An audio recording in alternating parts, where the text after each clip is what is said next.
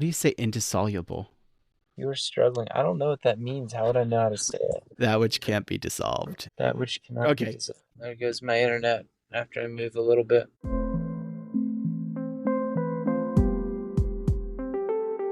Hey everyone, believe it or not, this is That Jesus Podcast, and Mr. Teddy Skipper, we are doing this thing. Yes, we are. We are back on the block, so to speak, after a hiatus of a year and a half? Yeah, something like that. And you kind of hiatus did it for like 2 years or something. Really? I mean, I Well, moved to India in August of 23, and I feel like we quit only a month before that. well, yeah, I tried to keep things going on my own, but a cord of three strands and all that jazz. I think you made it like 2 more episodes before realizing that this That you were the the magic magic. was gone, the glory had departed. Ichabod. Boy, yes. Yeah, so you are currently stateside, and ironically, it seems like your internet is probably quite a bit worse than if you were living in the majority world. Yeah, that's because we were staying in our house, which is an Airbnb, but then some guests came, and so we fled to my wife's grandmother's house who has internet that you can expect from someone in their 70s or 80s, I'm not sure which. Did she take you in on Christmas Day and wrap you in swaddling clothes and lay you in dial-up internet or something like that?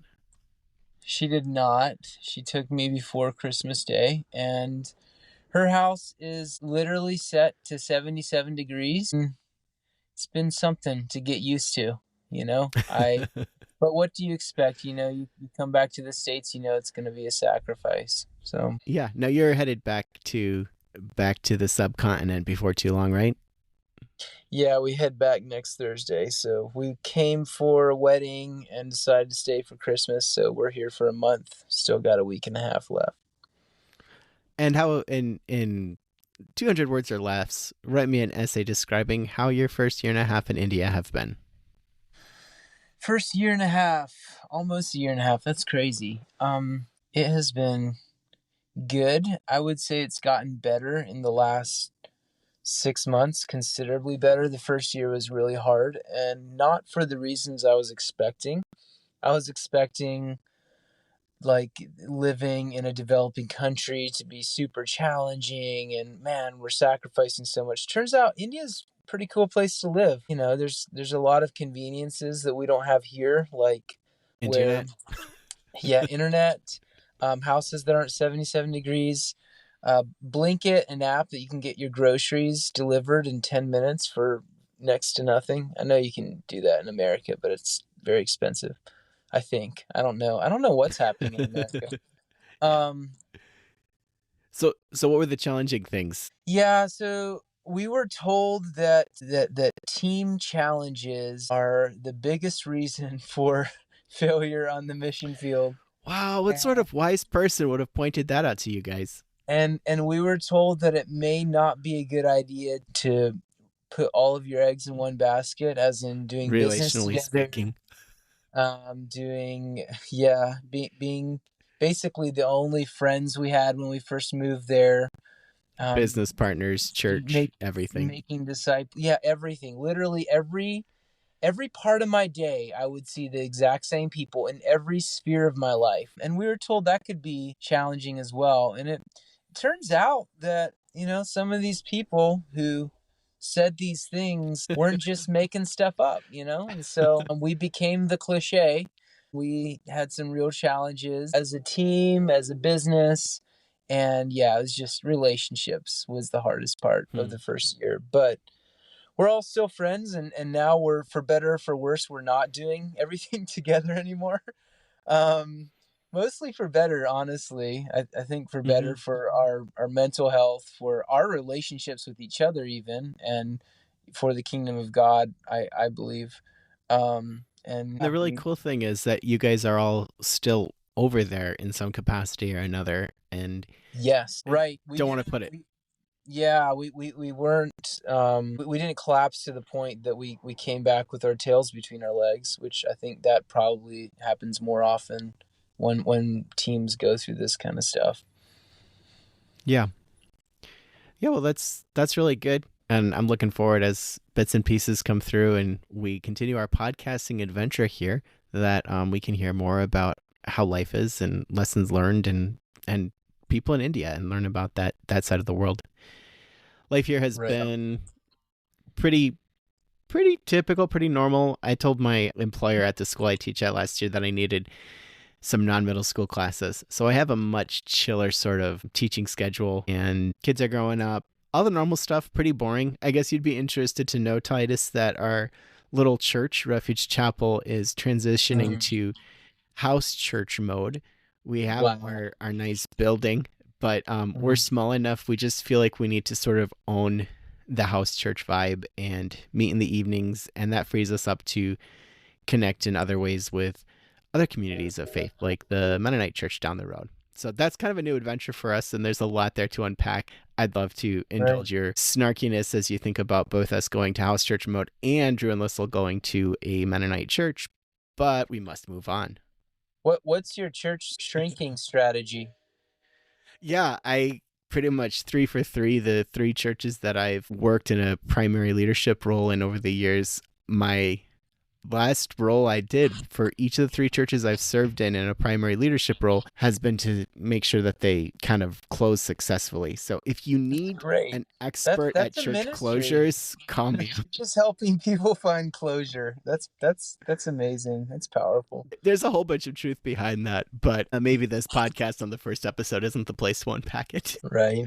Yeah. So at the end of this episode, we're going to talk a bit about our vision for the podcast. But before we do too much navel gazing, going to bring that right back for the people playing on their bingo cards at home. We're going to talk about the year that was. So the structure here is we're going to talk about that other kingdom.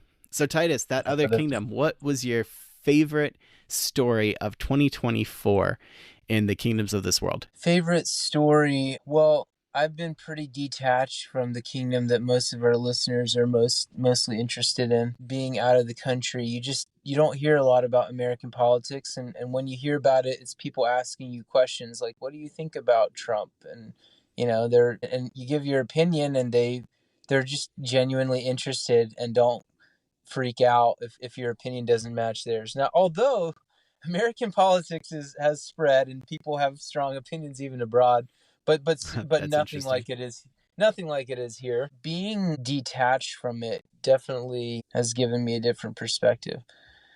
But a few things have happened. The Donald is back, so that's a story. One thing I've been Yeah, pretty low interested hanging in. fruit there. Yeah, one thing I've been interested in, and I've only recently begun to kind of notice this and think about it, is that it appears like conservatism in the US is making a cultural comeback, not just a political comeback. Like politically, the Republicans control literally every part of the United States government. The world's richest man is behind them.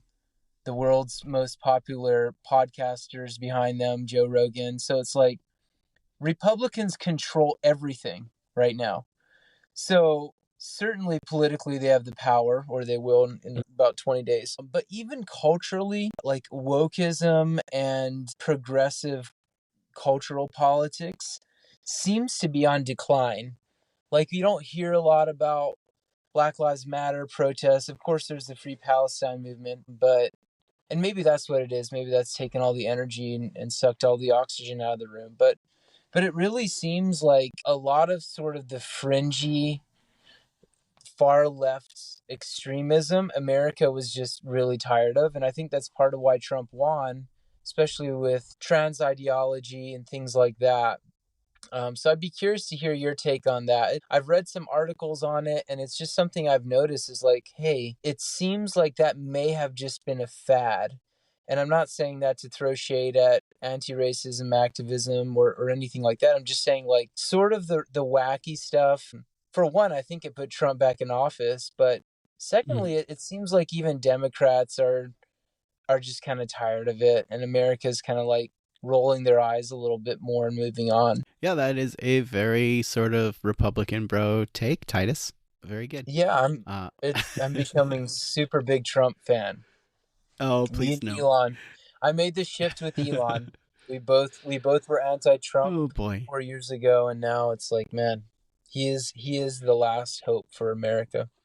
Ladies and gentlemen, Titus is being sarcastic. In case it's How been a do you minute know, since Drew? you, How do you know? because Titus, both of us ultimately have an allegiance to another kingdom, and so to go all in on Donald Trump, and I just don't believe that happening to you, my brother. Thank you, brother. To go away from the sarcasm for a minute. Again, you have me like half questioning here, which is a nervous place to be, but I also think that's I exactly where love you it. generally want me. I love it. I think that the tendency of most social movements, like the Me Too movement and Black Lives Matter and all of these quote unquote woke movements, and woke being used as in a somewhat pejorative sense here, I think the tendency is for there to kind of be a pendulum swing with a reversion to the mean. And some people would look at that and say, yes, the oppressed keep rising up and we just keep ignoring them and saying, shut up and we want to move on with our lives. Others would say the oppressed rise up, or there's an issue that comes up and we shift a little bit and these shifts take time. And so the swing back and forth, and what you're saying is where it's kind of settling down a bit, is actually kind of a good thing. It's a balancing out and things are ultimately hopeful. Frankly, I don't know. I have some areas in which I am very sympathetic to the quote unquote woke movement, and some areas in which I have concerns. You know, I remain very pro life, I remain committed to traditional marriage and all of that. And yet I remain very frustrated and concerned with how the Republicans have co-opted the church in the United States of America. That's, in my mind, that's kind of the big news story, is that the evangelical church in the United States has basically conceded defeat to Donald Trump and the GOP. And in some ways, when I say church, I'm not talking about the bride of Christ as much as I'm talking about the institution and institutions that we call the church and churches. And so with any institution, you will have faithful believers and faithful flocks and all of that. I'm not looking at the United States and saying they're all apostates or anything like that. I'm just, overall, it seems like the evangelical tradition I grew up in, they have fully sold out, not to a standard of morality, but to Donald Trump and to power. So this is a story about the ultimate victory of power. And I would say Donald Trump won probably not so much by bashing wokeism as much as people are like, well, I think Donald Trump will give me a little bit more money in my pocketbook and make my life a little bit easier. And so it's really one of saying, my little piece of power that the powers that be give me through the voting box, I get to use that and get a bigger tax refund or less control in my life from the government, or whatever people want. So it's really just the same old story of empire winning in the short term while Jesus people are standing and saying Maranatha. But yeah, I mean, economics could be part of why he won. I think it's very cultural too. So there's two very distinct cultures in the U.S. One is the rural culture, where sort of the non-college educated working class, culturally they like Trump. They just really, really dig the guy. And the college educated people are too good for Trump. They kind of turn their noses up at that backwardness. And so I think that's part of it. And what you're saying about Christians selling out to Trump, I mean, that's kind of an old story. yep. That's true. Well, but it's an old story, but it's kind of like finalized. He was, I don't want him to sue me for millions of dollars, but he was adjudicated guilty of sexual assault, and we still line up behind him and we still vote for him. And yeah, he's so the I'm bad like, guy. Yeah, I mean, anyone who doesn't think he's a bad guy, I mean, it's mind blowing. What I was saying at the beginning is not to admit it, like I think both of these things are true. I think Trump is a bad guy. Christians are selling out their faith to support him, and there's some really silly stuff on the left, the fringe of the left, that helped get him elected, and that seems to be receding. sure. It is interesting to me though that abortion, I think one thing that's become clear is that abortion was just a facade for Christians. Abortion rates were coming down for years and years until Donald Trump became president, and then they immediately started going up, including after Roe v. Wade was overturned. So if you actually that's care all. about Go ahead. That's all true. That's all true, Titus. I just want to push back, having grown up in the evangelical movement where like abortion was a driving motivation to get out to the ballot box, to take over the Supreme Court and all that. Why didn't it change? Why didn't it change when it became clear that more babies are being aborted under Trump than before he became president? Yeah, I'm saying that we were like, it depends on who you're saying has the facade. It was the facade that concerned Christians in the United States, or was the facade with the powers that be promising change to the conservative Christians? I don't know. I guess, yeah, conservative Christians probably sincerely believe that that's why they were voting for Republican candidates. And at least initially. Now they just sort of moved on and try not to notice that's not what they care as much about anymore, or try to still make a case that voting Republican is helping unborn babies. I mean, the stats just don't bear that out. Like, yeah, more babies are being aborted now than before Trump became president. And maybe that'll change. I don't know. I think a lot of Christians would look and say that, yeah, in the short term, there may be more abortions. That's tragic, and we need to fight against that on multiple fronts. But they would say it's fundamentally a good thing if what the Christians would see as human beings, like unborn babies, are not killed in the womb. If that's not legal, to make that illegal is a fundamentally good thing, they would say. No, I think it's a lot more complicated than that. Trump has committed to not making it illegal publicly multiple times. On the federal level, yes. Right. Yep. Yeah, it's, and in my mind, so I would agree with kind of the facade. It's power lying to you over and over again, saying if you get us into power, we will use the power to serve your interests. And ultimately, it just doesn't work. It's just over and over again. Yeah. And the story being told it's not about abortion anymore. I mean, the Democrats talk a lot about it. The Republicans try to avoid the topic. That now the story's around immigration and the economy. And that's what Christians, because that's what they're being fed to, or what they're being fed by the conservative media. That's now what they're interested in. So being in my grandma's house, God bless her, has helped me realize how this happens. So there's just a steady stream of Fox News in this house. It is the background track of this house, Fox News. And listening to it constantly whenever I'm passing through the living room is just like, it is absolutely unbelievable that people listen to this 24/7 and basically just drink up everything that's being told to them. So really, whatever the populist leader decides is important, that's what's going to be played over the airwaves, and that's what is going to become important to people. And it's not really abortion anymore, I don't think. No, and their tendency is to want to avoid that. I think we'd be remiss without spending just a little bit of time kind of bashing the other side too, because ultimately I tried yeah. And you got all scared that your woke friends would cancel you. Well, as of this recording, let's see, the former president Carter passed away just a day or two ago. And that means that the oldest living president is our currently sitting president. President Joseph Biden is the oldest president, and he's the current president. And looking at the silliness in letting the poor guy run again for president, and then making him, or actually he wanted to have it like that debate as a guy who talks for a living and teaches and presents information, that debate between Trump and Biden will just go down in history. It's so painful and so classic. And then they're like, oh no, he's just fine. And then they pull it out. They pull him out and Harris is, yeah, you know the story. Everybody listening to this knows the story. It just shows that, empires are going to empire and powers are going to power, and people are going to do what people do. And it's just so frustrating on both sides. And for me, who follows politics a little too closely, it's clarifying. It's always clarifying to see that both sides are ultimately, they have the same driving motivations.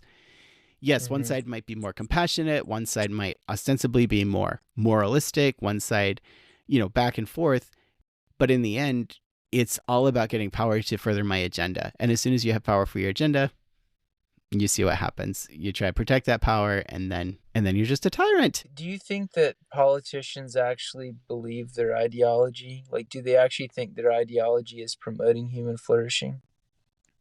Yes, 100%. Obviously, there are some who I 100% believe that many do. There are plenty of exceptions that are just totally fake. One of the things about Trump, I think, is that whenever he's saying something, he really believes it. And he can say another thing the next week or the next day or the next hour and totally believe that.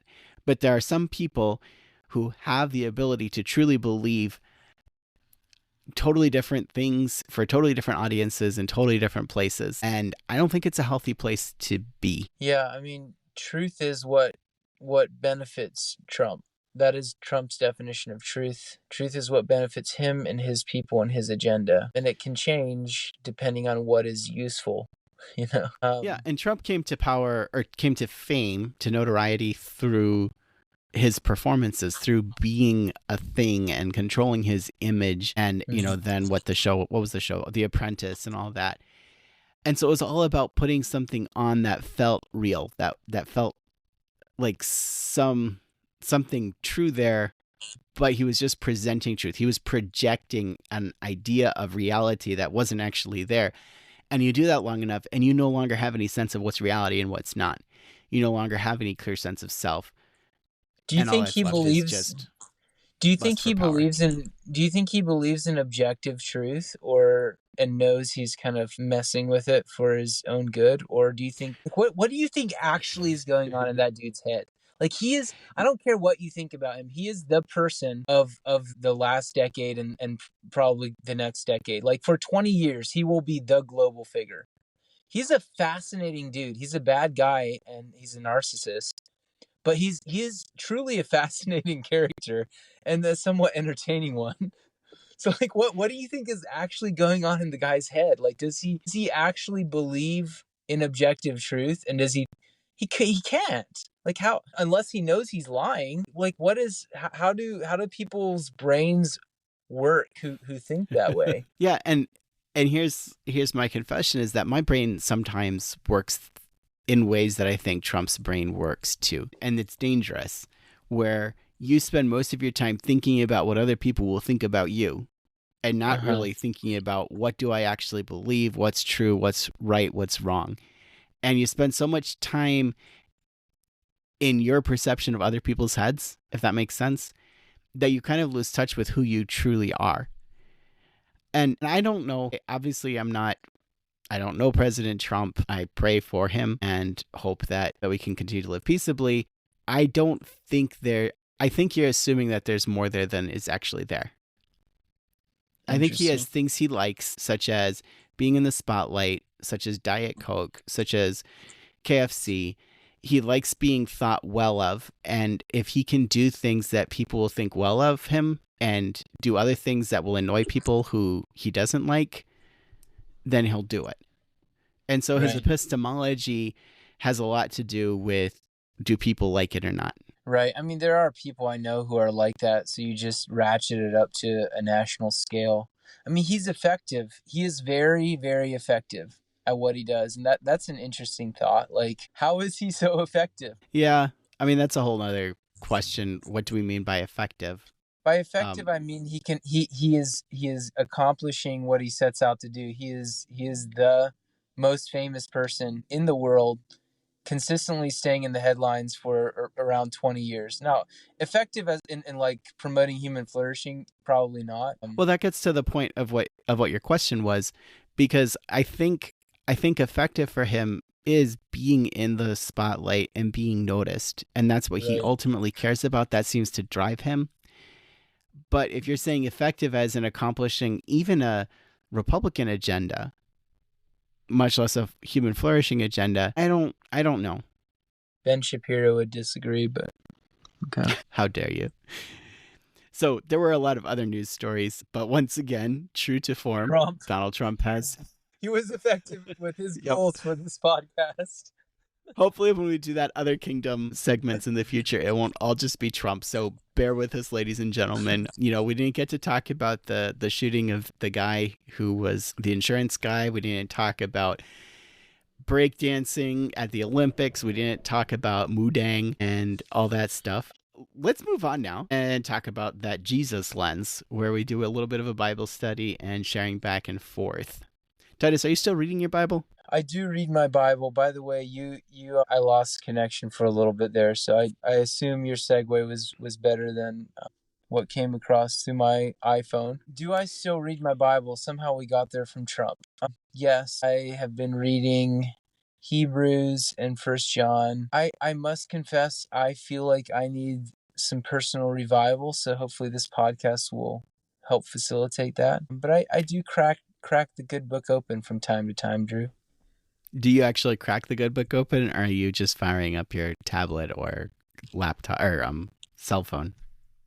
No, I hate using devices to read the Bible, so unless there's a physical copy nearby. Good for you. Good for you. Yeah. So I wanted to just spend a bit of time, and you guys know how this is. We're just figuring this out as we go along. But this segment, in case I didn't get it through when I dropped out, is that Jesus lens.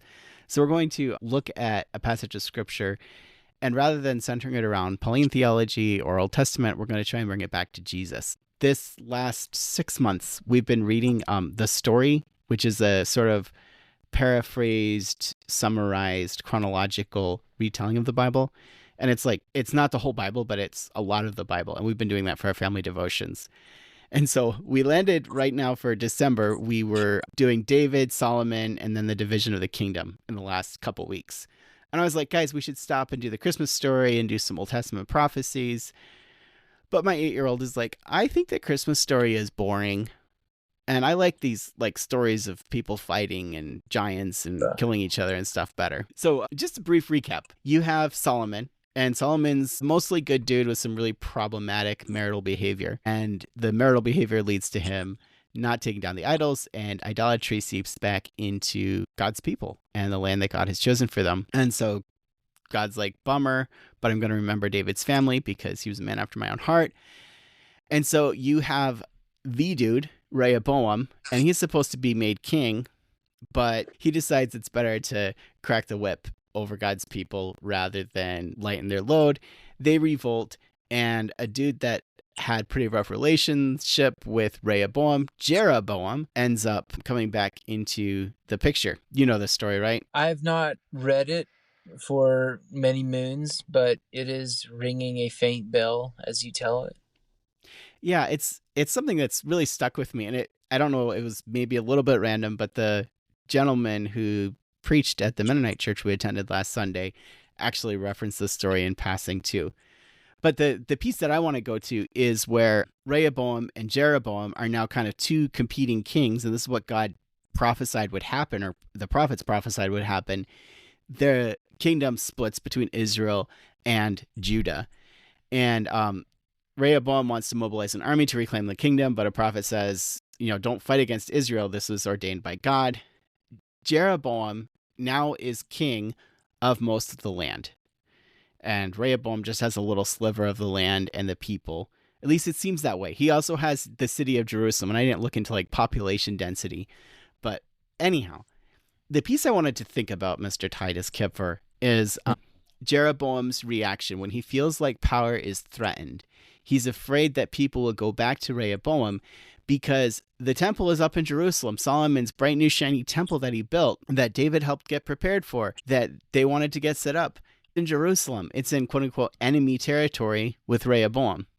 And so what's a guy supposed to do when people want to worship the one true God, but the place to worship the one true God is in Jerusalem, which is where your rival is? What did he do, Titus Kipfer? He mustered his men, 50,000 of them, and he slew them, men, women, and child. No, that's wrong. He took a goad of an ox and he circumcised the foreskins. I don't know, bro. This is Old Testament. I feel like I'm doing pretty well with these guesses. Fair.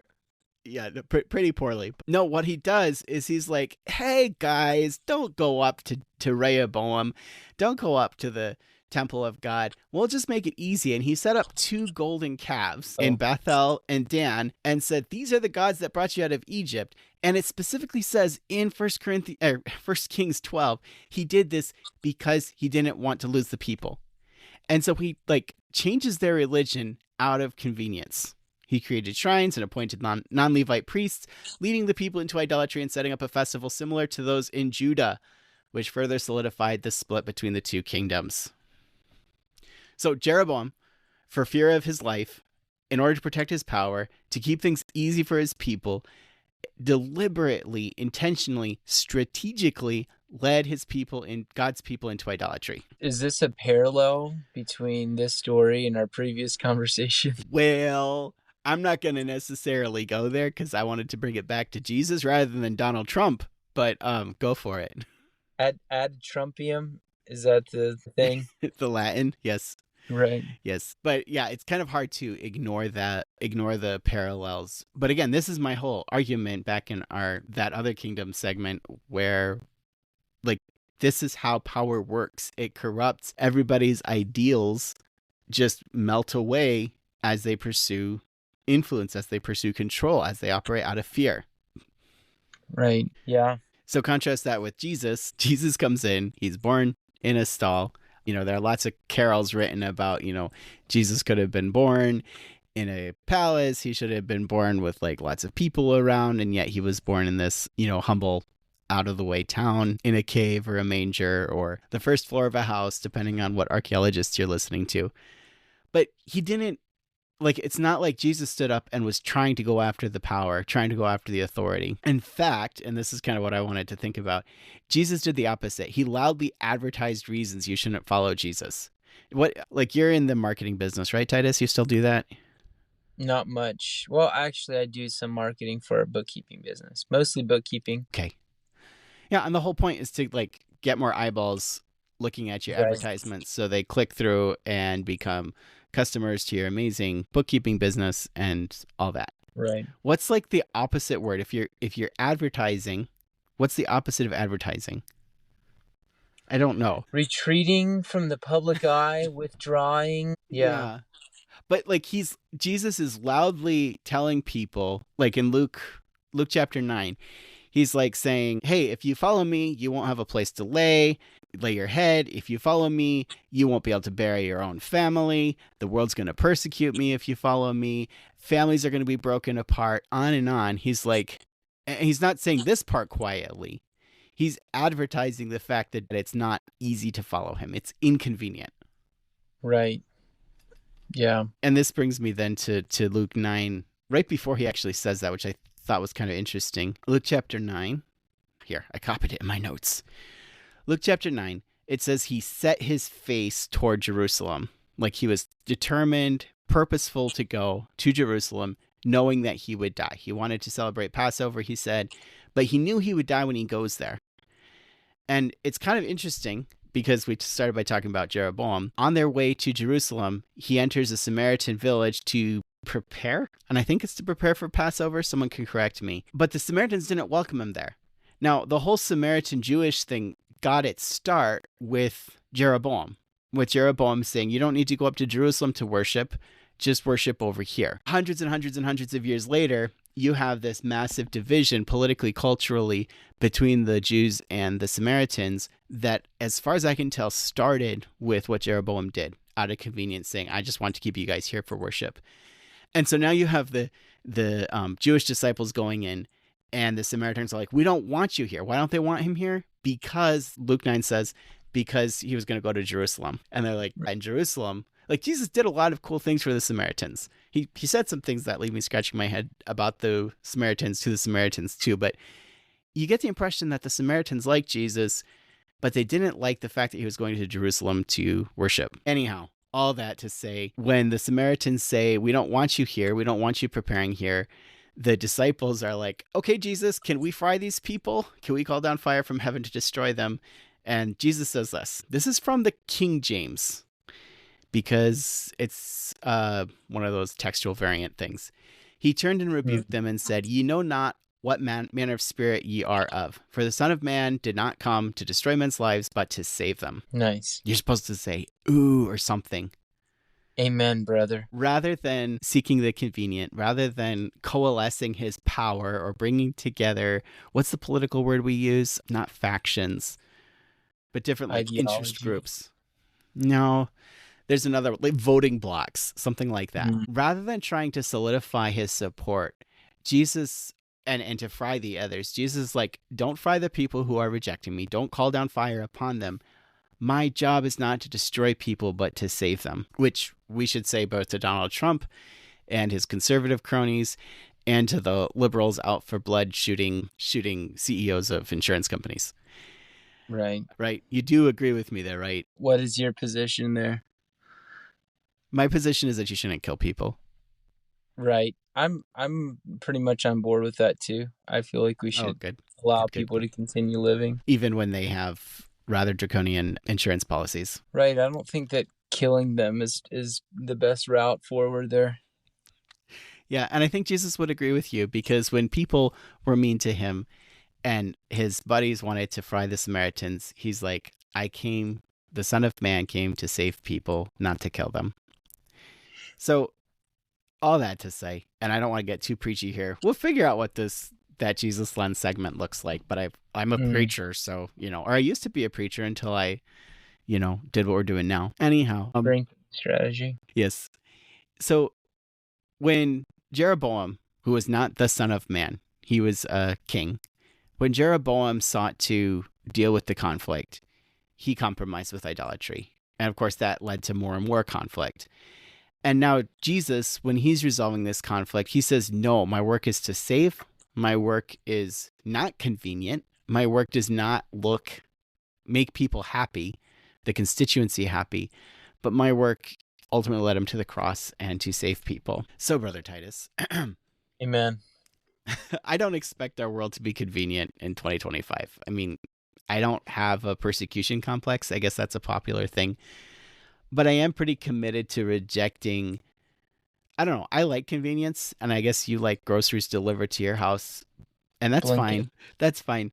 But when I look at what Jesus did in contrast to what Jeroboam did, I really want to be committed to at least rejecting power games and power grabs and just letting the other kingdom do that. That's the Jesus lens on power and convenience. Right on. It's interesting that the disciples thought that Jesus might just go ahead and zap them. That was an option that they thought was on the table. Do you think Jesus facepalmed them when they, after 3 years, were like, so Jesus, you're cool with violence, right? I don't know. I guess Jesus didn't. I mean, he did sort of explicitly tell them he believed in nonviolence, but it seems like he was sort of subtle about some of those things, because they kept bringing it up and kept assuming that he was going to be this violent revolutionary. It seems like if he had laid out some systematic theology, that he could have laid that to rest early on, but that wasn't exactly his approach. Yeah, and I think there were reasons for that too. In the Sunday school material we're going through with the Mennonite church that we attended, they're doing John Copeland's very interesting book on Anabaptist history. And they were talking about, I forget if it was the Swiss Mennonites or the Hutterites, because it was telling both their stories together. But like, as soon as the people, at least in some areas, as soon as they realized, oh wait, these guys won't fight back, they would just go and take all their stuff. Yeah. And so maybe there was some strategicness, because nonviolent theology does not have as its guiding star being a victim. It does not have as its central tenet, I want to be victimized by everybody. There's a purpose, there's a reason, there's a goal behind it that sometimes misinterpreted makes it feel like it's a pro-victimization sort of ideology. But you and I both reject that. Right. Cool. Yeah. You have any other thoughts, comments? That's right. No. Let me ask you one more question. Why are we doing this podcast? What does Titus want to do with this podcast in 2025? And why should people keep listening? I want to do this podcast because I miss it. It's always a good time to have interesting conversations about interesting things. And especially being in India, it's a different culture. people are interested in different things. There's language barriers. It can be lonely at times. So this podcast it's a great way to talk to you, talk to our guests, connect with our listeners. So that's part of it. It's just it's a good time. And secondly, like my perspective on some things has changed in the last year and a half. And I have a lot of questions. I've struggled with some doubt.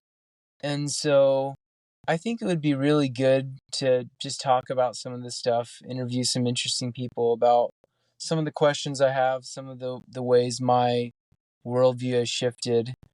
And then thirdly, like I need community to push me closer to Jesus. Part of this is because of what happened with our team, but also like being in India, we haven't been able to plug into a church yet. I guess we did a bit in Greater Noida, but then we moved to a different city. And so all the transition makes it hard to be in Christian community over a sustained period of time. And so I feel the need, like I said earlier in the podcast, for personal revival, to rekindle my passion for Jesus and to reimagine that for the next season of my life as I enter my 30s. So hopefully, I'm not expecting this podcast to be the silver bullet for that, but maybe it can be a small part of that. Yeah, I think that's good. I would agree with a lot of that too. One thing we're not is the final word on anything, and I don't think most of our listeners have gotten that impression. But there are some things, like I'll stand by some of what I just shared just now, but our hot takes on news and random questions, don't take that to the bank. Process it, push back, feel free to WhatsApp us or whatever. Yeah, this is processing too. I got this notification, and Titus had been going back and forth for, well, a year and a half or more about, yeah, we really should pick up the podcast again. And people have asked us, but like long after I kind of felt like it was pretty much dead. Somebody just a couple weeks ago said this on a group Facebook post. I still miss that Jesus podcast. It was a breath of fresh air to hear two people that didn't always agree have a wonderful discussion. I don't know about wonderful discussion. Definitely didn't always agree, but I missed it too. So that's part of the reason we're doing it. The format I want to follow, we'll see if we do this, because Titus is very cantankerous. Anytime I say, let's do this format, he does his best to put the kibosh on that. It's my job. We're going to do our opening conversation, move into news events, that other kingdom, and then we'll talk about that Jesus lens. And I want to do this and wrap up with a historical prayer from the church throughout history, and just kind of conclude on a note of prayer and drawing back to Jesus, because this is That Jesus podcast. Nice. Do we have little jingles to go between these segments? I don't think so. Why doesn't our audience, if anybody actually listens all the way to 48 minutes, why doesn't our audience tell us if we need jingles or not? Maybe I'll put in some like nice quiet music down here as I read the Syrian Clementine like the orange, the Syrian Clementine liturgy. All right. O God, who art the unsearchable abyss of peace, the ineffable sea of love, the fountain of blessings, and bestower of affection, who sendest peace to those who receive it, open to us this day the sea of thy love, and water us with plenteous streams from the riches of thy grace. Make us children of quietness and heirs of peace. Enkindle in us the fire of thy love. Strengthen our weakness by thy power. Bind us closely to thee and each other in one firm and indissoluble bond.